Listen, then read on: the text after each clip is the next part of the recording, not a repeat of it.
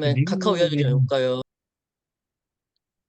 카카오 카카오, 모빌리티의 회계 처리 문제가 이슈가 되고 있는데, 우선 카카오 모빌리티는 아직 상장을 하지 않은 상태고, 상장을 그렇죠. 준비한다라는 이야기가 있고요. 작년까지 IR 담당자 뽑는다고 저한테도 이렇게 헤드헌터 통해서 와, 연락도 드렸던 회사입니다. 트루탈라, 대기업만 역시. 트루탈라. 이게 지금 그, 금감원, 금융위원회 이야기는 그 회계 처리를 할 때 총액 인식으로 할지 순액 인식으로 할지 이걸 따져가지고 잘 해야 되는데 카카오는 순액이 아니고 총액으로 해가지고 실제로 발생한 매출보다 뭐 2, 30%를 더 높게 그렇게 기재를 했다. 그래서 이게 상장을 염두에 두고 분식회의를 한 게 아니냐. 요렇게 의심을 하고 있고 이게 이슈가 되고 있고요. 이게 이슈가 될 경우 되면 이제 문제가 뭐냐면 회계법인 같은 경우에도 감사 보고서에 그러니까 회계법인이 감사를 하고 감사 보고서에 이제 적정 의견을 줬는데 이걸 금감원이 문제를 삼고 있으니 여기에 회계 감사를 한 3일 회계법인도 문제가 될 수 있다라는 내용이거든요.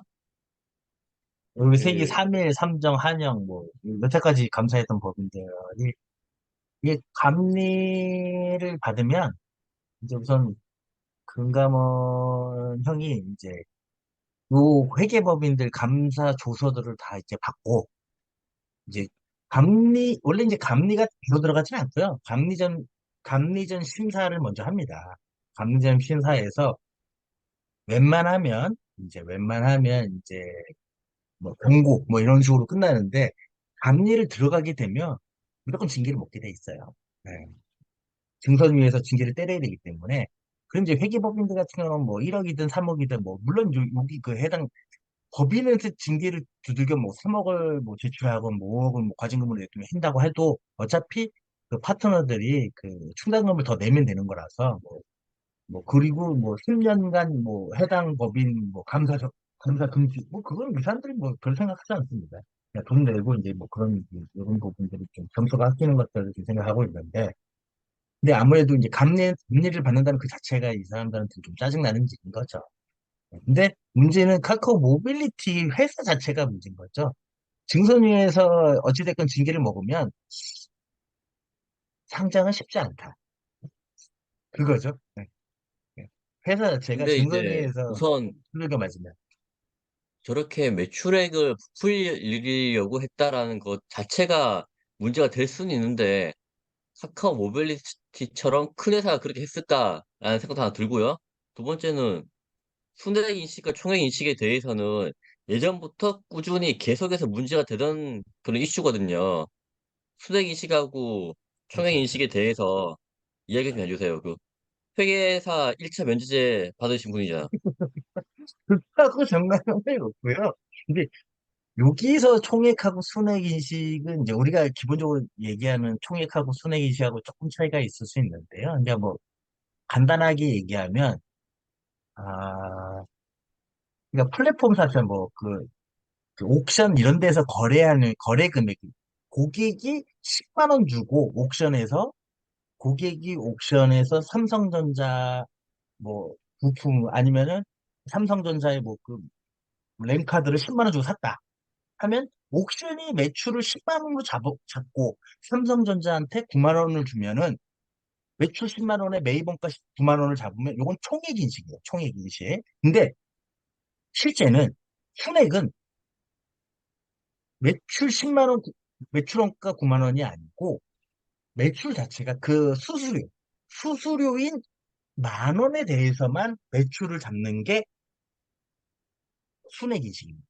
근데 여기 이제 그런 걸로 접근을 하는 거고, 카카오 모빌리티의 매출 인식, 제 카카오 모빌리티 같은 경우는 IFRS를 적용하기 때문에 기본적으로 순액 인식, 총액 인식 자체를 모르진 않아요. 대기업이기도 하고, 여기서 모든 걸 다 그렇게 했을 리도 없고, 분명히 카카오 모빌리티는, 여기 자회사한테 거래하는 부분과 택시 회사에다 수수료로 지급하는 건 별개의 건으로 하나가 아니다. 나의 플랫폼을 이용하기 때문에 매출과 매입에 동시에 일어나서 동시에 정산이 되는,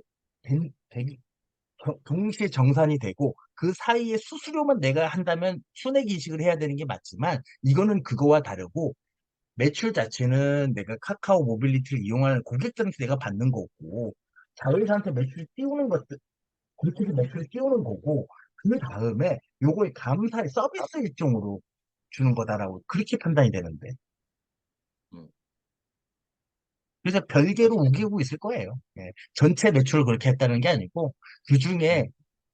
그 매출과 연계된 요 이제 운수회사 요 지불하고 운임의 16의 17을 요걸 아마 다른 법인들에게 줬을 것이다.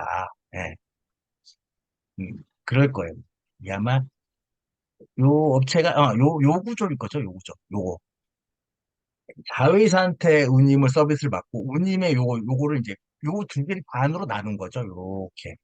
요렇게 반으로 나눈 거고 KM 솔루션과 이 운수회사 간의 거래 금액은 모빌리티하고는 상관이 없다라고 주장을 할 거고요. 근데 연결로 봤을 때는 이제 동일 집단이기 때문에 어, 그렇게 얘기하는 거는 요건 이제 금감원에서 잘 판단을 하실 거라고 생각을 합니다.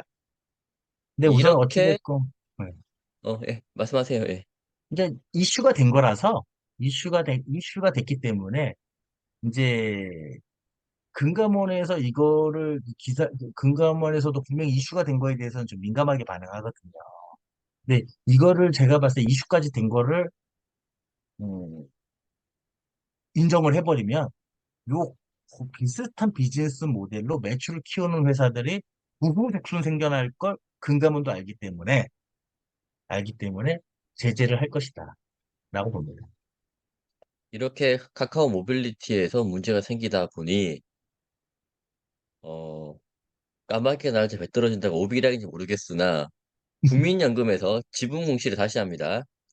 제일 상위 회사 카카오에 대해서 단순 투자 목적에서 일반 투자 목적으로 보유 목적을 바꿉니다. 저렇게 되면 이제 국민연금도 경영권에 일부 개입을 하겠다.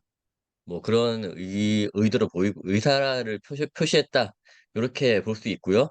그랬더니 뉴스에서는 국민연금이 카카오에 대표를 바꿀 수 있냐. 지분이 지금 5% 정도 가지고 있는데 경영 청가를 선언했기 때문에 주주 활동을 할 거다. 뭐 그런 내용들이 나오고 있습니다. 근데 뉴스에도 보면 그 뒷페이지 보면요. 뉴스에도 보면 저렇게 투자 목적을 바꿨지만 해임까지는 힘들다. 꼴랑 5% 가지고 지분 싸움 어떻게 하냐. 그런 내용을 보이고 있습니다. 실제로도 회사에서 주총해보고 나면 주총할 때 보면 국민연금에서 제법 반대를 많이 하거든요. 많이 이제 반대하는 이유가 사내이사가 여러 회사에 겸직하고 있다. 사내이사가 특수관계인이다. 뭐 그런 걸로 반대를 많이 하는데 그렇게 해도 지분율의 차이가 워낙 크기 때문에 보통은 회사가 원하는 대로 다 흘러가는 그런 형태다라고 보시면 될 것 같습니다. 그렇죠.